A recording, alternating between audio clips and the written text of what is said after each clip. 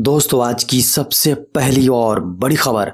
अब झारखंड में सभी कक्षाओं की होगी 2 भागों में परीक्षाएं।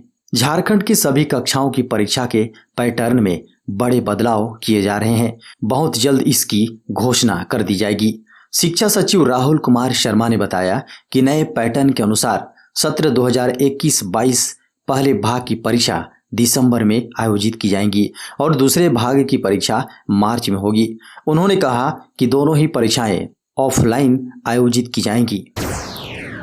झारखंड में 20,000 लोगों को मिलेगा रोजगार। झारखंड में आने वाले दिनों में सीधे तौर पर 20,000 लोगों को रोजगार मिलेगा। साथ ही लगभग 1.5 लाख लोगों को अप्रत्यक्ष रूप से रोजगार मिलेगा। नई दिल्ली में आयोजित 2 दिवसीय इन्वेस्टर्स समिट में मुख्यमंत्री हेमंत सोरेन की मौजूदगी में शनिवार को कई MOU हुए। टाटा, डालमिया और सेल समेत कई कंपनियों ने 10,000 करोड़ के निवेश की इच्छा जताई है। झारखंड सरकार ने डाले मनरेगा मजदूरों के खाते में 350 करोड़ रुपए।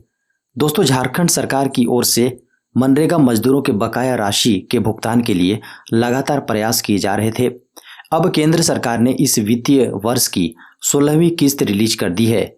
मजदूरी मद में 791 करोड़ रुपए जारी करते हुए यह निर्देश दिया गया था कि पूर्व की बकाया राशि जो मजदूरी मद में 350 करोड़ है, उसका भुगतान जल्द से जल्द कर दिए जाएं। इसके आलोक में शुक्रवार को सभी मजदूरों के खाते में पैसे भेज दिए गए।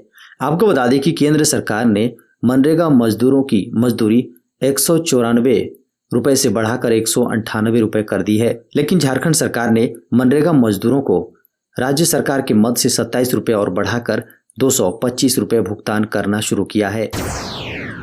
10वीं 12वीं पास के लिए इंडियन एयरफोर्स में निकली बम्पर भर्तियां। भारतीय वायुसेना ने ग्रुप C के सिविलियन पदों पर भर्ती के लिए नोटिफिकेशन जारी किया है। नोटिफिकेशन के अनुसार सिविलियन श्रेणी के अधीक्षक, lower division clerk, store keeper, cook, painter के 282 रिक्त पदों पर भर्ती की जाएंगी। इसमें आवेदन के इच्छुक उम्मीदवार ऑफिशियल वेबसाइट indianairforce.nic.in पर जाकर आवेदन कर सकते हैं। भारतीय वायुसेना की ओर से जारी इस वैकेंसी में आवेदन के इच्छुक उम्मीदवार 7 सितंबर 2021 तक पदों के लिए आवेदन कर सकते हैं। पारा शिक्षकों के नियमावली बनने में 1 हफ्ते की और होगी देर। झारखंड के 65,000 पारा शिक्षकों के नियमावली बनने में अभी 1 हफ्ते का और समय लगेगा। 18 अगस्त को शिक्षा मंत्री श्री जगन्नाथ महतो के साथ पारा शिक्षक संघ की हुई बैठक में कहा गया था कि 1 हफ्ते के भीतर नई नियुक्ति नियमावली का प्रारूप तैयार कर लिए जाए। बिहार की तर्ज पर बनने वाली नियुक्ति नियमावली के लिए विभाग की ओर से जो कमेटी बनाई गई थी, उसमें राज्य शिक्षा परियोजना निदेशक भी हैं। जब कमेटी बनाई गई थी तब डॉक्टर शैलेश चौरसिया परियोजना निदेशक थे। उनके स्थानांतरण के बाद किरण कुमार पासी परियोजना निदेशक बनाई गई हैं। परियोजना निदेशक के स्थानांतरण होने के कारण से इसमें विलंब हो रही है। झारखंड के मुख्यमंत्री श्री हेमंत सोरेन ने कहा, डालमिया भारत 758 करोड़ का निवेश करेगा। यह निवेश नई cement unit, solar power plant तथा सॉलिड वेस्ट मैनेजमेंट में होगा। उन्होंने कहा, आधुनिक पावर में 1900 crore power and natural resources के क्षेत्र में निवेश करेगा। उन्होंने कहा, Prem rubber workers private limited leather park और फुटवियर में 50 करोड़ का निवेश करेगा, जिससे 1000 लोगों को प्रत्यक्ष रोजगार मिलेगा। देश के 43 करोड़ जनधन खाता धारकों को बड़ा तोहफा देगी केंद्र सरकार। केंद्र सरकार ने 43 करोड़ जनधन खाता धारकों को जीवन बीमा और दुर्घटना कवर देने पर विचार कर रही है। प्रधानमंत्री जीवन ज्योति बीमा और प्रधानमंत्री सुरक्षा बीमा के तहत केंद्र सरकार बीमा कवर देना चाहती है। वित्त मंत्रालय ने शनिवार को बयान जारी कर कहा कि इस बारे में बैंकों को पहले ही सूचित किया गया है। आपको बता दें कि प्रधानमंत्री जीवन ज्योति के तहत प्रतिदिन 1 रुपए से कम के प्रीमियम पर 2 लाख रुपए का जीवन बीमा मिलती है। आपको बता दें कि इसके लिए सालाना 330 का प्रीमियम देना पड़ता है और वहीं प्रधानमंत्री सुरक्षा बीमा की योजना आकस्मिक जोखिम को कवर करती है। नागरिक उड्डयन मंत्री ज्योतिरादित्य सिंधिया ने मांगा मुख्यमंत्री हेमंत सोरेन से 1051 एकड़ भूमि। दोस्तों, झारखंड में विभिन्न परियोजनाओं को पूरा करने के लिए केंद्रीय उड्डयन मंत्रालय ने झारखंड सरकार से 1051 एकड़ भूमि की डिमांड की है। नागरिक उड्डयन मंत्री ज्योतिरादित्य सिंधिया ने झारखंड के मुख्यमंत्री हेमंत सोरेन को इसके लिए चिट्ठी लिखी है। इसमें उन्होंने नवनिर्मित देवघर एयरपोर्ट के लिए संपर्क मार्ग को जल्द पूरा करने का आग्रह किया है, जिससे कि फ्लाइट जल्द शुरू की जा सके। उन्होंने कहा कि भूमि मिल जाने पर रांची और धालभूमगढ़ एयरपोर्ट से जुड़ी योजनाओं को जल्द पूरा किया जा सकेगा। केंद्र सरकार ने देश भर में बढ़ाई 30 सितंबर तक कोरोना प्रोटोकॉल की अवधि।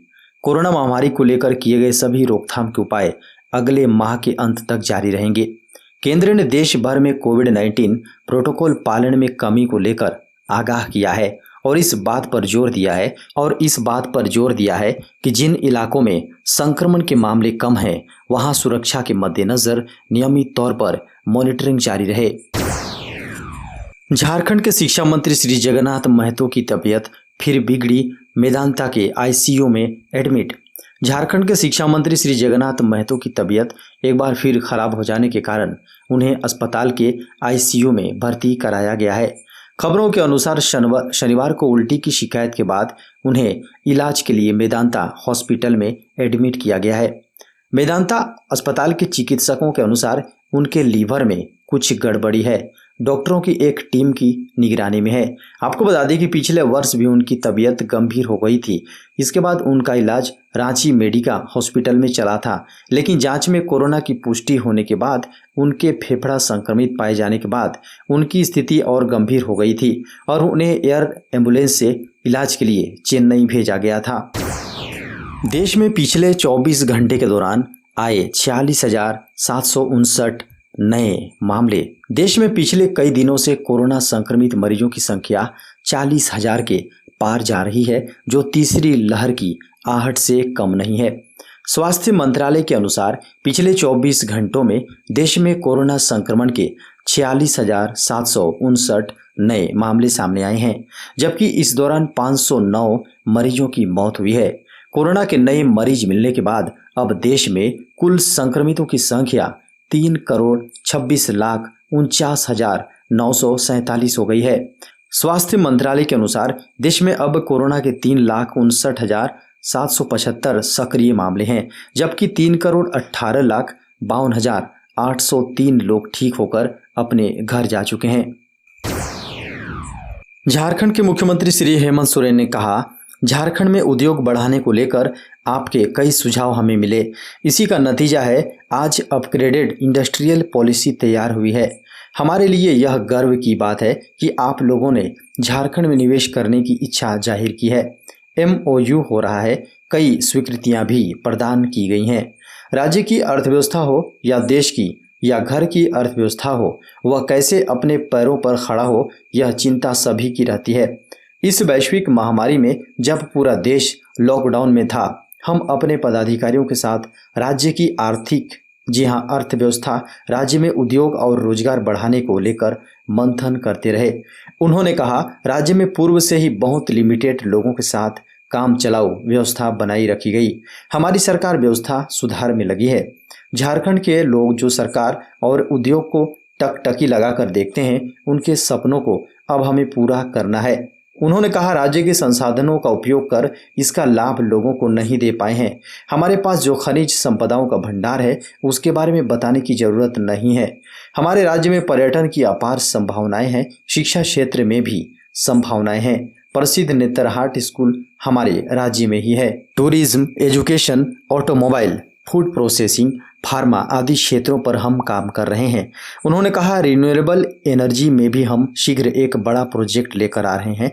हमारे राज्य में देश का सबसे बड़ा फ्लोटिंग सोलर प्लांट स्थापित होने जा रहा है, जो बड़े पैमाने पर बिजली उत्पादन करेगा।